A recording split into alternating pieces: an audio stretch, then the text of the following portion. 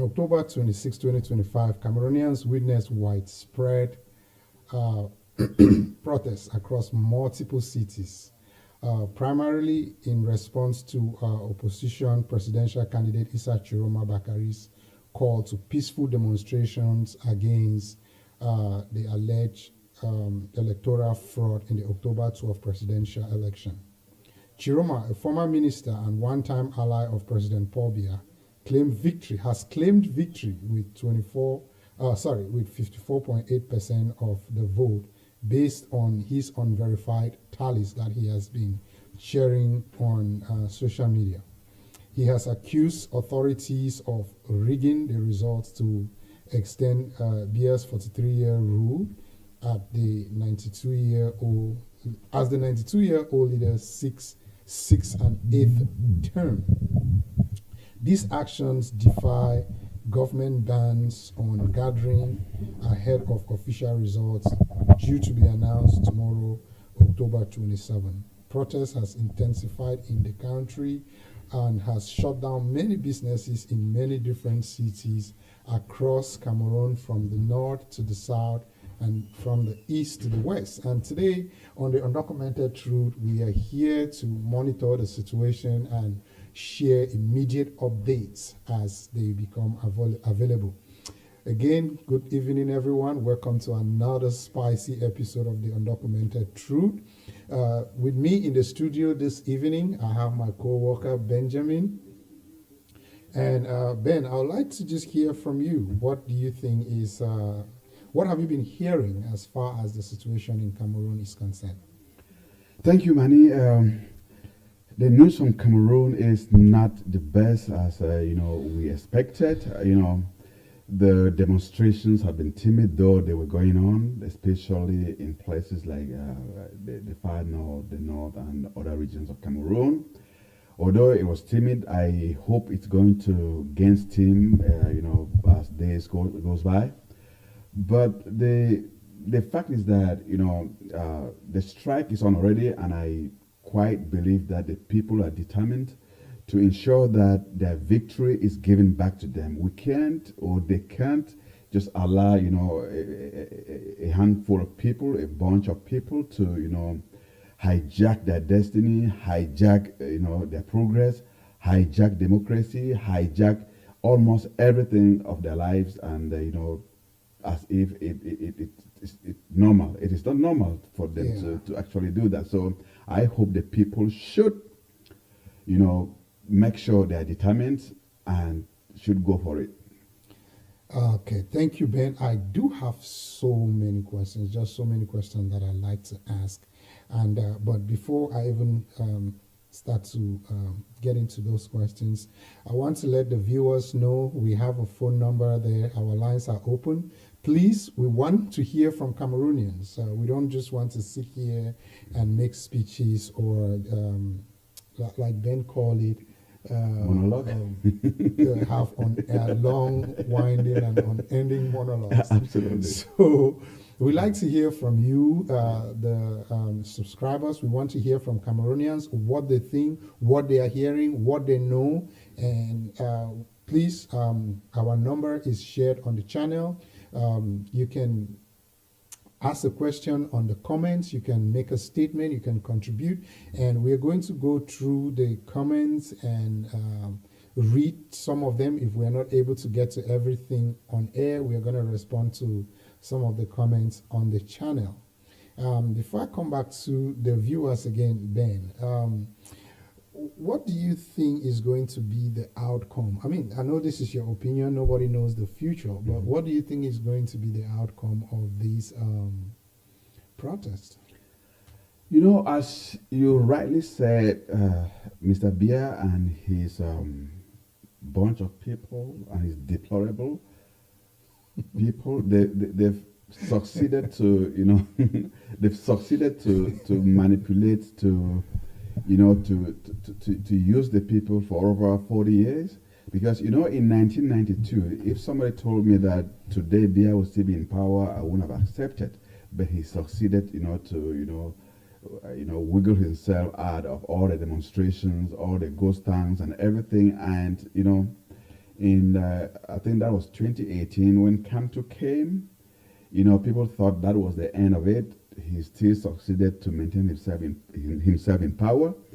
This demonstration, although coming from the north this time around, and there are a lot of hopes in the air, and too, it's a different era with social media is everywhere. Everybody seems to have a cell phone now, Right. and there's a lot of communication going on. People are aware of their destiny, and I hope that you know their high-handedness, their use of the military, the police, and the gendarmes should not deter people from going for what they actually want. Because if they don't do it, it means that Mr. Paul Biya at 92 is going to continue ruling Cameroon up to 100 years. That's a big disgrace for Cameroonians.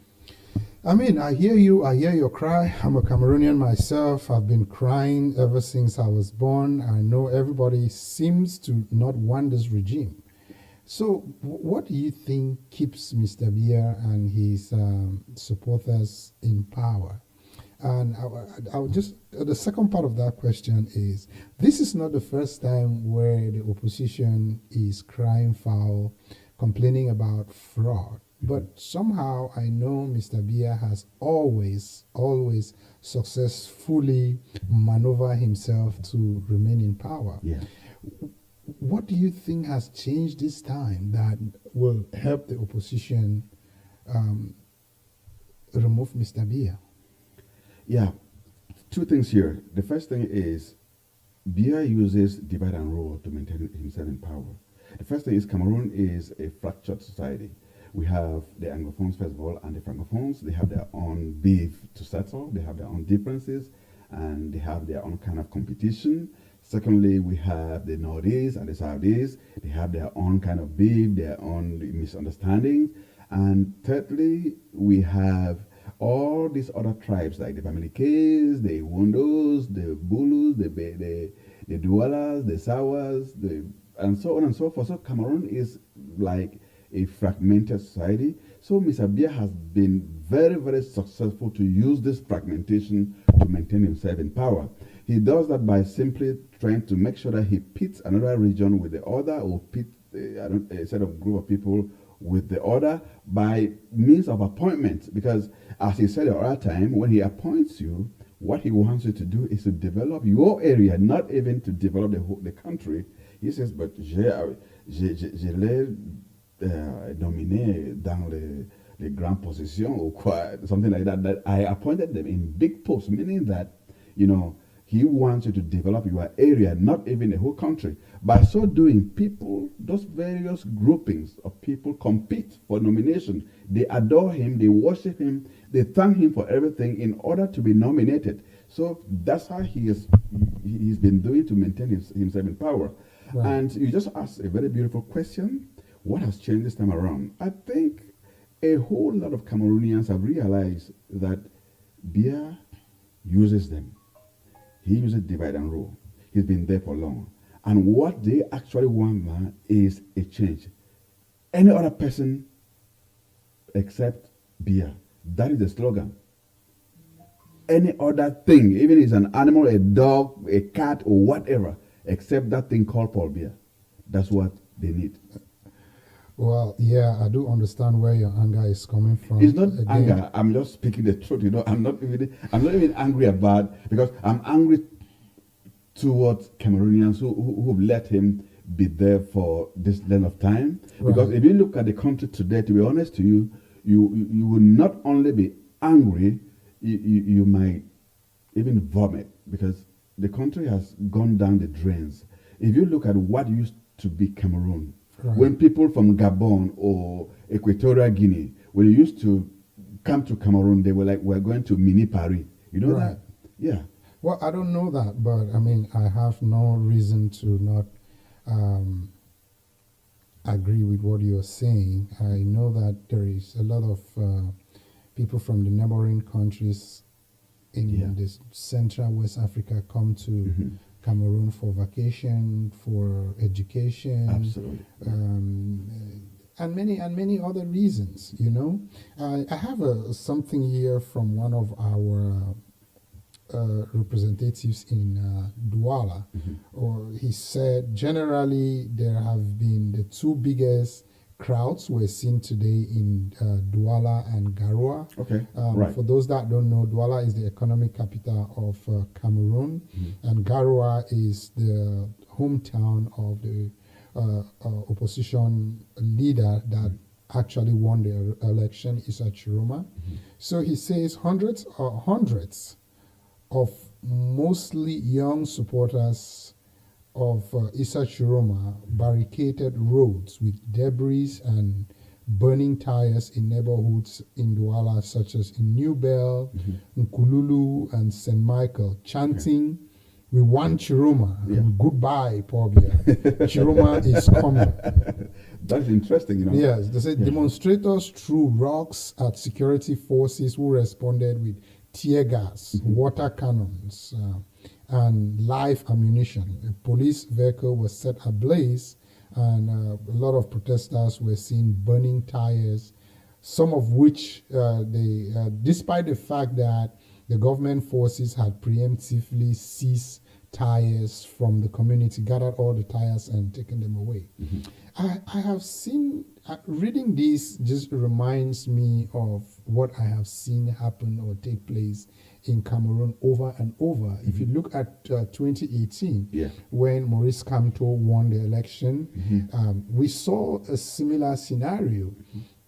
And I would say the biggest of this all is what happened in '92 when Nijan Frunze of the Social Democratic Front proclaimed the elections. Again, this question keeps coming. What is being done this time that is different from 2018, that is different from 1992?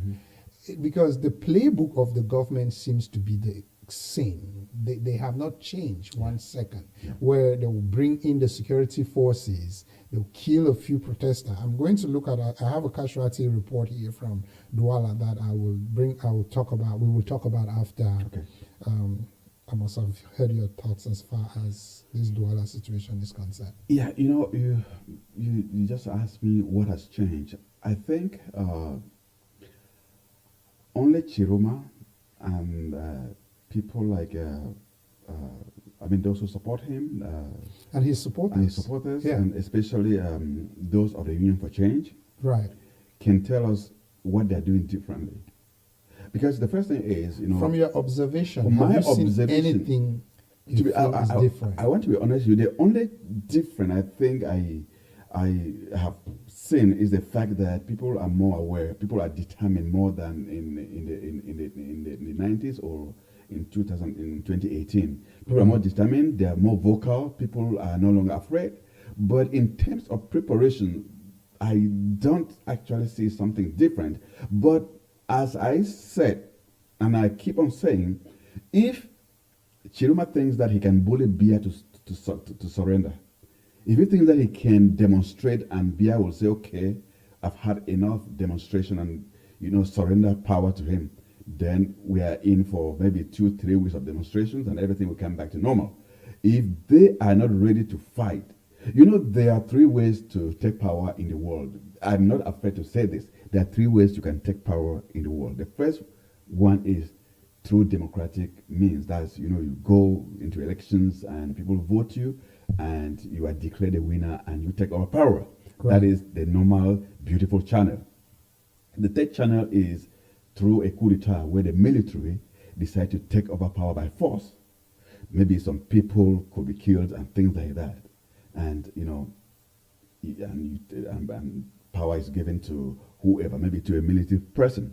And the last, means of taking over power is through popular revolt. When the masses, the people, decide to revolt, they can take up arms, they can take up anything, like what is happening in the Anglophone region. So those are the only means that power can change hands in Cameroon. And the first means of taking over power has failed already. That's through democratic institutions. That is already a failure. So what is left now is just 2. Either the military takes over power in Cameroon or people take go it by out force. by force. Thank you. So there is no way we can have a peaceful, democratic change of power in Cameroon. Not in this present dispensation. It's virtually impossible. All right, thank you again. Now let's go over to Garoua, where I have these reports coming in. Again, to remind our viewers and subscribers, Garoua is the Chiroma's northern stronghold. That is where the presidential candidate Issa Chiroma hails from. And it says from the reports that I'm getting that activists waved Cameroonian flags and banners reading Chiroma 2025. They are marching peacefully they have been marching peacefully for about 2 hours before the police dispersed the crowd with tear gas. Clashes were reported around Chiroma's home where supporters had gathered for days. Yeah, I think we see the playbook gradually shifting a little bit this time. As you know, in 2018, when Kamto claimed victory, he was promptly arrested and jailed for over 7 or 8 months. And I hear that it was only the intervention of Macron that helped him come out of jail. And we all can remember that prior to the October 12th election, the Minister of Interior, I know they call him Atango in Cameroon. He came out with a very stern warning that anybody that claims victory prior to the official announcement of the result was going to face the music, was going to have him to answer to. Chiroma has done that over and over. Why do you think, looking at the situation in Garoua, as far as the protest is concerned, and the fact that Chiroma had claimed victory, why do you think Chiroma is still a free man? Good question again. Chiroma is still a free man because of 2 things or 3. The first thing is that the North is not the South. They're not Bamileke. The North, these are not the Bamileke. They're not the West and they're the South. from Southwest, whatever. From the West region or kind of thing like that. They're not, because those people they don't have anything to lose. You know what I mean? The Bamileke are people who have their businesses. They have a lot of things to do. They love going to school a lot. They're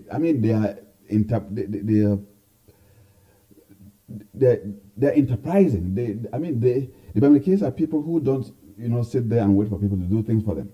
Unlike our brothers and sisters from the northern region, where the government has intentionally made them poor, they don't have anything to lose. So the whole issue is they are ready to fight more than those in the West or those in the southern region of Cameroon, because people have their houses to defend, they have their businesses to defend, to take care of. But in the North, the people are ready to fight because virtually they are living in caves, they are living in thatches. They don't have anything to cry for, or to say if it is destroyed, what am I going to do? They don't have that. So they are ready to fight and to go through. And the next thing is, if you look at the topography of the North, where it is situated, where you have Nigeria very close, Chad very close, and that Boko Haram is lingering around that area, a lot of them are there. The government of Biya might not want to precipitate something that can, call in some kind of, Boko Haram into the scene, because that would be very, very dangerous for the government, because they won't be able to be fighting two wars or from different fronts. They're already having difficulties in the Anglophone region, that's in the southwest and the northwest. Right. And if they create another frontier in the northern region, that would be a very, very difficult situation for them to handle. Yeah, I can agree with you that just the Anglophone crisis, otherwise known as the Ambazonia crisis, has really sucked the government of Cameroon thin for the last 9 years, and you could only wonder why the government has refused to take decisive steps that can actually end the unrest in the northwest and southwest. I don't know if they are trying to teach the people a lesson, or I really don't understand why, but it seems like the government of Cameroon, or the outgoing government, I must call them that, only believe in the use of force rather than dialogue. Well, that being said, let's hear what is happening in the other parts of Cameroon. I said Douala and Garoua were like the two main hotspots. It doesn't mean there are no other hotspots. General reports from Cameroon say that demonstrations have spread to Boya. That is where I've actually spent most of my time when I was living back in Cameroon. And it says that in Boya, you have military have been reportedly accompanying protesters. And in Bafoussam, in Marwa, in Gaoundéré, Betwa, Maganga, and Kaile. In Yaoundé, heavy police response suppressed large gatherings. Those smaller actions occurred. Diaspora communities joined virtually, amplifying calls for electoral transparency. Before coming on air, I did watch a video from Canada. I think it was in front of the Cameroonian embassy in Canada, and I saw quite a large crowd outside, and there were so many Canadian police officers trying to control the protesters. What do you think is really going to happen if these protests continue in all the 10 regions, or even if not in all 10, if we have 5-6 regions that are continuously experiencing protests like these? What do you think the government will do? Because in past elections, the protests have always been maybe in 1, 2, or 3 provinces, and it looks like this is actually going to be one of the biggest ones yet. Yeah, I would like to say here that, Mr. Biya is old. He's no longer the Biya that was in control, could give orders, and people will respect here and there. He's an old man. So it is very, very difficult for him, because he won't be managing things himself. It will be his, how do I describe those kind of, those people? His henchmen, who will be, deciding on his behalf to either, shoot on the people, kill the people, or do whatever. It won't be Biya alone, because the man does not know where he is. He has lost orientation. He doesn't know where he is completely. He's old, he's dotted, and, that is someone who is not even in control, because he will not even be able to stand up and address the people to, say, okay, I hear you. I've heard you. I'm going to do this or that. I'm going to step. He won't do that. So those who are there will, try to make sure that it goes as long as possible. Biya's mantra has been that, or Biya and his people, their mantra has been that, quand Yaoundé respire, le Cameroun vive, or something like that. They depend on Yaoundé. If Yaoundé is peaceful, if Yaoundé is breathing, then Cameroon is alive. They don't care what is happening in other parts of the country. So I believe that will still be that very kind of understanding that they're going to put in place to think that, okay, they can be in Yaoundé, squeeze themselves in Yaoundé, and do whatever thing they do in Yaoundé. And I would like to also say that Biya himself, as we speak now, is even tired. He does not even really want to be president. It's because of the people who are there that are forcing him, because they are benefiting from them. They're using him to destroy the country.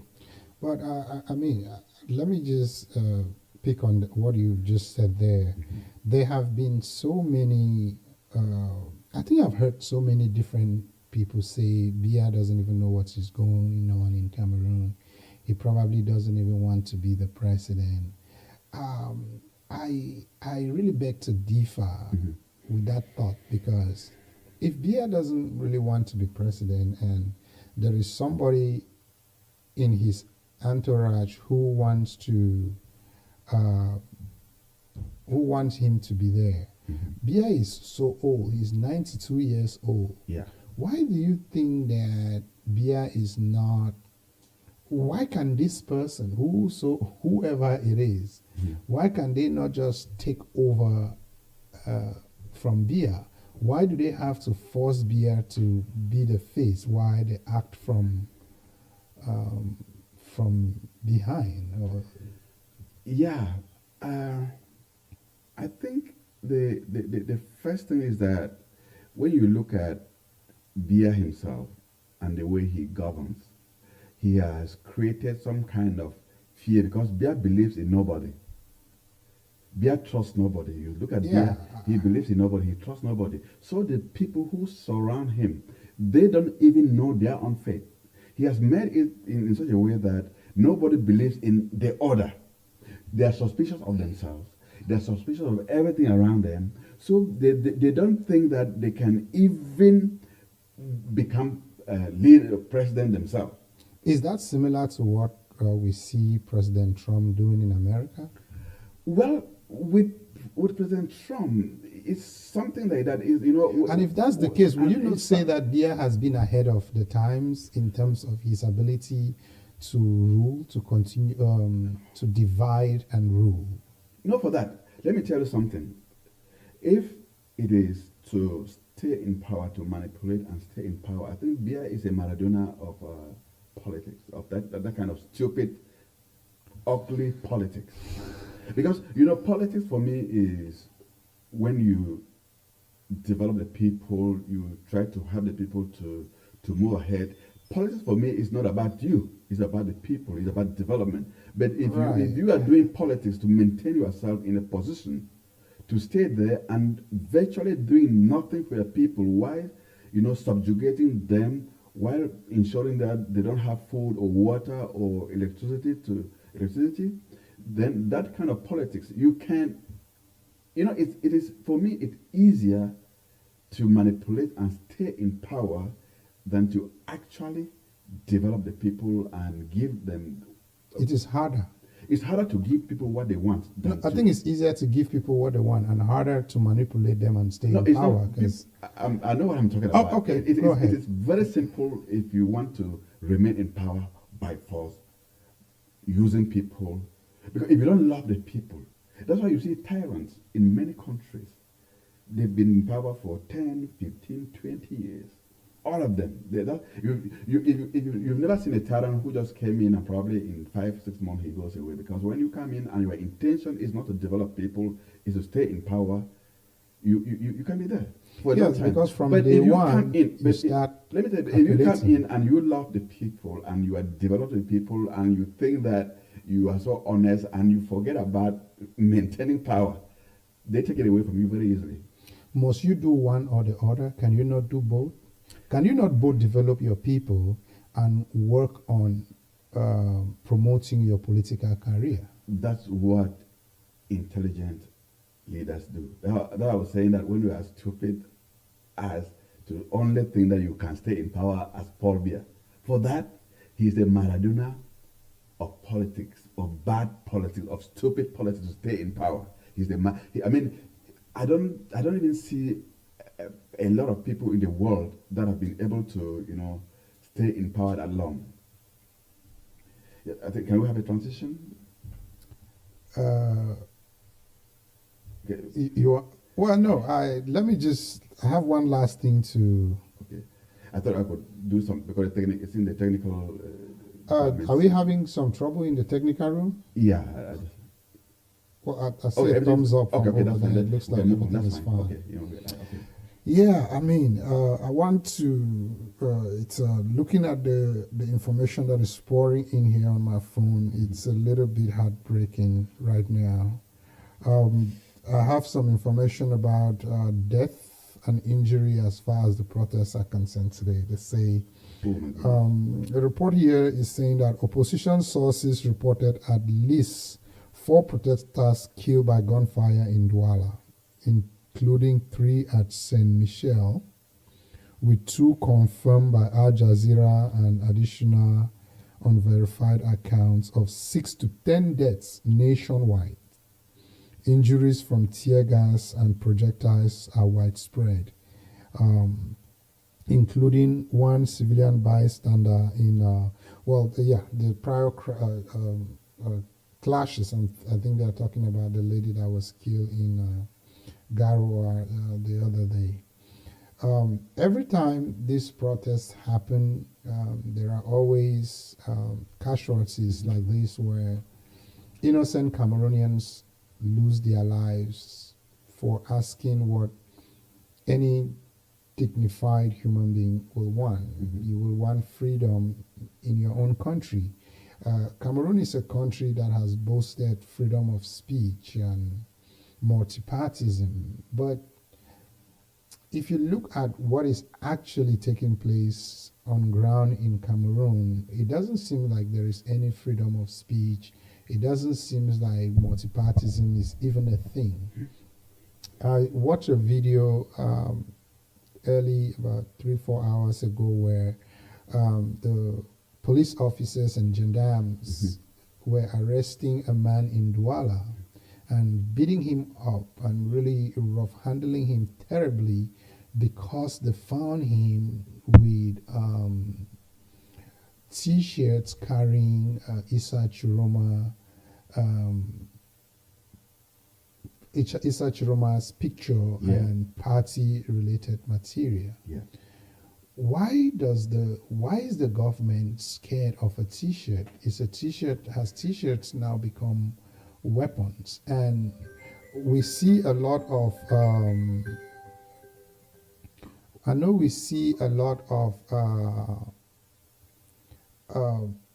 people walking around Cameroon wearing T-shirts of the CPDM party. Why is it a problem when the opposition parties do the same?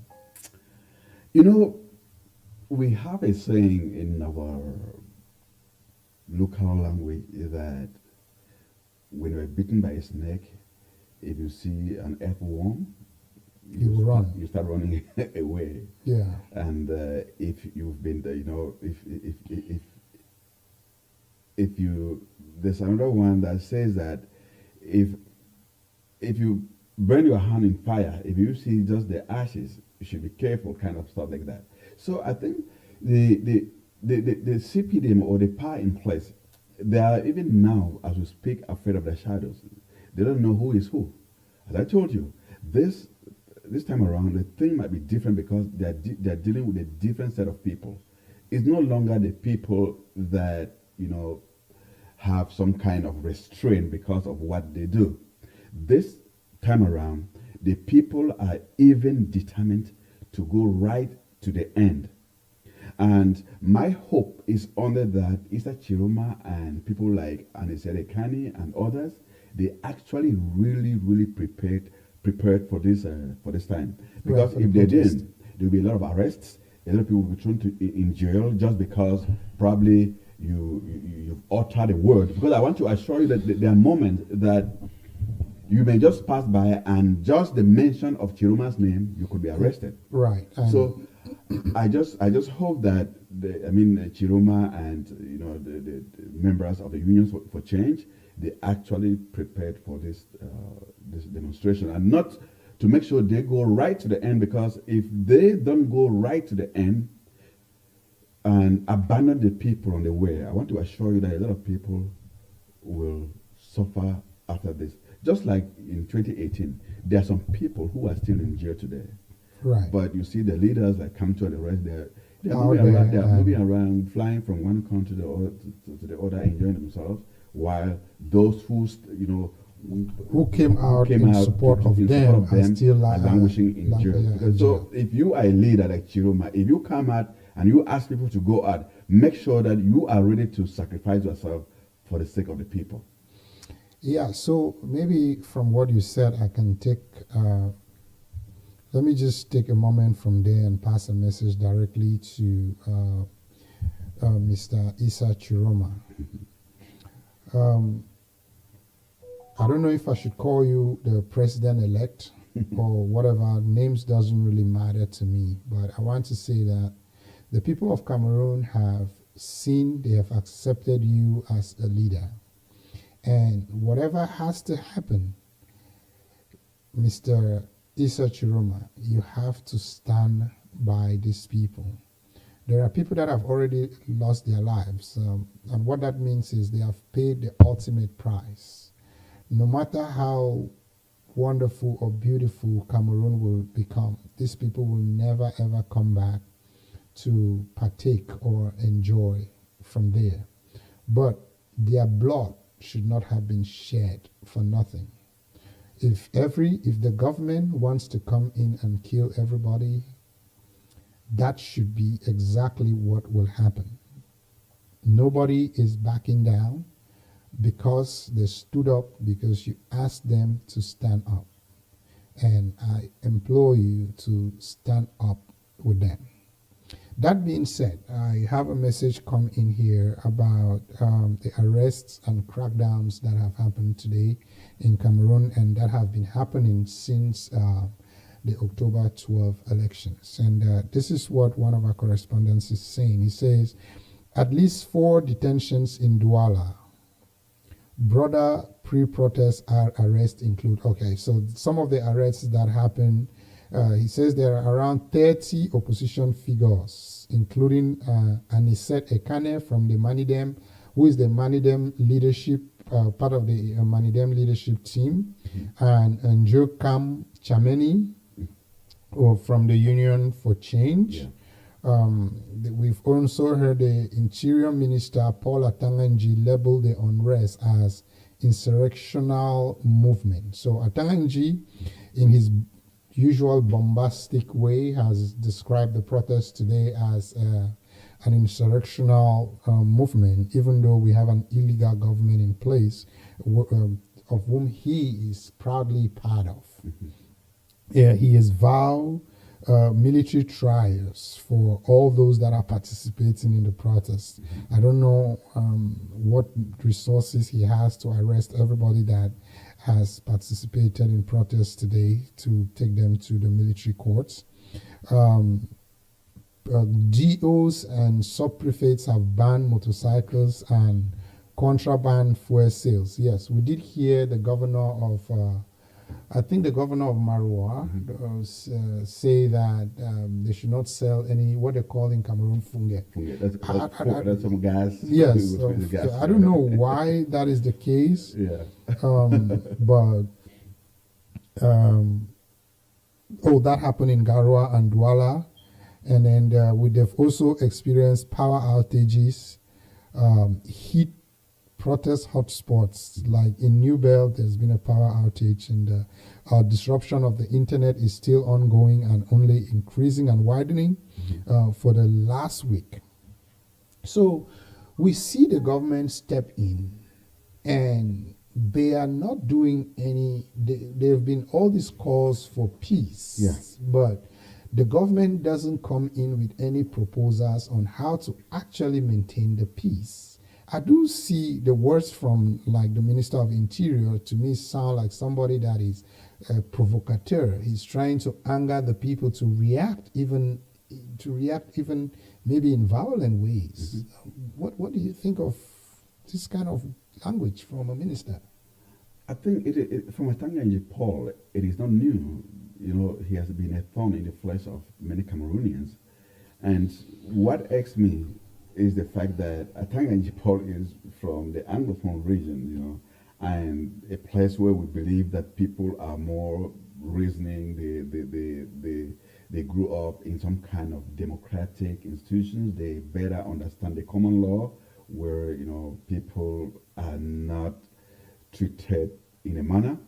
But if you have been witness to his utterances for the past many years, he is not only an agent provocateur, he is the provocateur himself.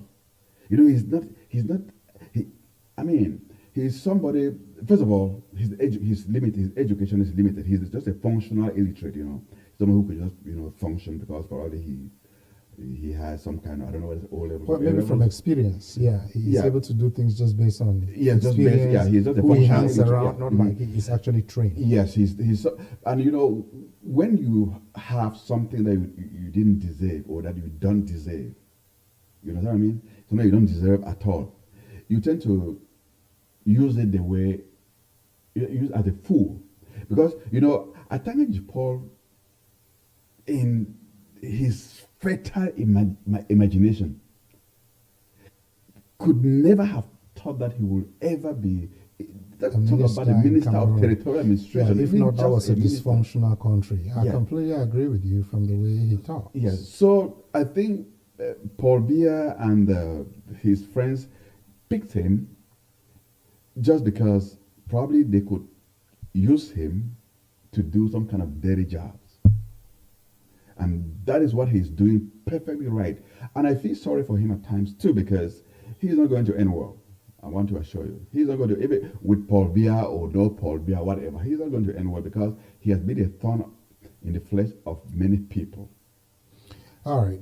Before we continue again, to those of you watching us, please feel free to send your questions in the comment sections that is being monitored right now, or call the phone number if you have something that you want to say, if there is any news that has trickled down to you from sources in Cameroon. We want the undocumented truth, so we want the news directly from the source. If there is anything you know, you can call in, you can ask your question in the comment section, and we are definitely going to look at it and do some analysis as far as that is concerned.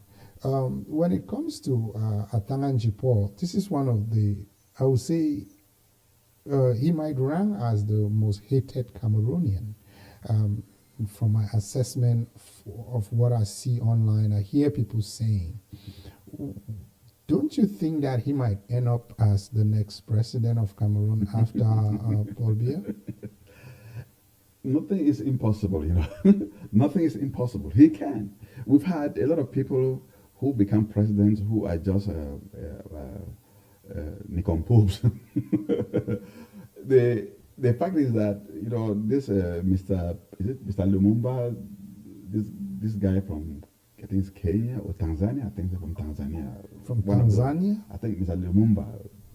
Lumumba? Yeah, this intellectual who talks. Oh, I think he's from Kenya. He's from Kenya, okay. PLO Lumumba, you mean? Yes, PLO okay. Lumumba. I don't know if it's Kenya or one of those yeah, countries. I think he's from East Africa. I think more than likely. I'm sorry not to know Kenya. exactly where he comes from. I mean, he's an African intellectual. Yeah. I love him. I've listened to a lot of his speeches. You know, he made a statement which I actually buy.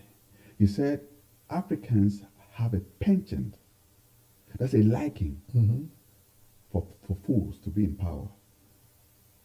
That if you know something and you are qualified, Africans can never vote you to be in power. But they have that love to vote those who cannot deliver. And that's why, you know, those stupid kind of leaders are littered everywhere in the African continent. What are some of those stupid leaders? If you go to Nigeria, the next neighbor to Cameroon, the guy who is there, Tinubu is a stupid man too. He's old or stupid? He's old and stupid. He's one of the most the same thing. revered former governors of the state of Lagos, that he had a surplus in that state when he made a deficit when he came in. Well, not to... just go to the next Equatorial Guinea, neighbor to Cameroon. The guy who has been there for almost 40 years too. How do they even call that guy? Bazogo. Right. Yes, just get there, see. We had the other sickling in Gabon who said the people should make noise. Yeah, to make some noises. Right. I think, yeah. Now that if that was Omar Bongo, right? Yeah. I think his last cry was... That was Ali Bongo. That was Ali Bongo. The father was Omar Bongo. Yeah, his last cry was... Go to Uganda. Look what happened in Uganda. Yeah, in Uganda we have Museveni. Right. Well, I wanted to talk, I don't know if this is a joke or just some kind of a dark joke about Ali Bongo, his last cry was, "You people should go out there and make noise, friends, make the international noise." friends and national friends, and everywhere." I don't know if those he was calling on the people that he made noise with in the club, in the nightclub, when he was strong and president. But Yeah. what do you think? Just referencing to how he was disgraced, how his downfall came. What do you think will more than likely be Paul Biya's last cry when the heat will be too much for him to bear? You know, if I say that Paul Biya will have some kind of cry, then I'm telling a lie, because, as I told you, the man is due to his old. He doesn't know what is actually happening in Cameroon. I can even assure you that Biya doesn't know that the people are protesting and, you know, people are being killed He here doesn't and there. watch TV. He doesn't listen to the news. That Nobody man has no gives him stamina any to updates. sit up even for 30 minutes to watch TV or anything. He does not. Do you remember he came here and was asking Uswish, Well, but that's where am like I? 2 What am I years doing here? ago, right? 2 years ago. But let's look at his most recent campaign in Garoua. The guy was unable to walk to the stage. He was controlled, monitored, people by him to make sure he shouldn't fall apart. They gathered him right up to the stage. He stood there and, you know, read what he read, because it's, you know, he was propped up to read that, and that's what happens all the time. He cannot. His mental faculty can no longer process any form of information. I want to assure you that's the truth. He can't. Anyways, we're about to take a quick break, everybody. But before we do that, I have a last question for Ben. Do you think that where do you see? How do you see this protest ending? I may speak from my wishes. What I Of wish course, to be. I want to hear your Yes. opinion. I just would like that you Yeah. should be Yeah, at least not like- objective about it. Yes. Not, Yeah. Yes. Not like what I'm saying. I might be wrong totally. Of course, Yeah. of course. We But don't know the future. The way so- I see this protest ending is that Chiroma might not even be the president at the end. He might just be a fighter and fight for the people. And at the end, you know, probably somebody else takes over power militarily. Because what I see now, what I foresee is that if the people persist for 1, 2, 3, 4, 5 weeks to 1 or 2, 3 months, some military guy, the guys in Yaoundé still, they organize a coup d'etat, and, you know, one of them again will take over power, and Cameroonians will still, because Cameroonians just need something else apart from beer. It can be a dog, it can be a duck, it can be a chicken, it can be a goat, it can be anything. They just need something apart from beer. So what I say is that a military man, there could be a military coup at the end of this demonstration. All That's right, what I everybody, see. you guys have heard Ben. He thinks that the situation in Cameroon is more than likely, in his opinion, it might end as a military takeover in Cameroon. Again, in the comments, let us know what you guys think about a military takeover. Is it not going to only present the Cameroonians with a worse scenario than what we already have now? But again, that is Ben's opinion. When we come back, we're going to dig a little deeper and get more updates on the situation on the ground. And you guys will also hear my own opinion on what I think might be the outcome. Ciao. You don't pause that, right? Okay. Yes, you know, go share the thing. Ben, the share for your, you take the share and then go, you see at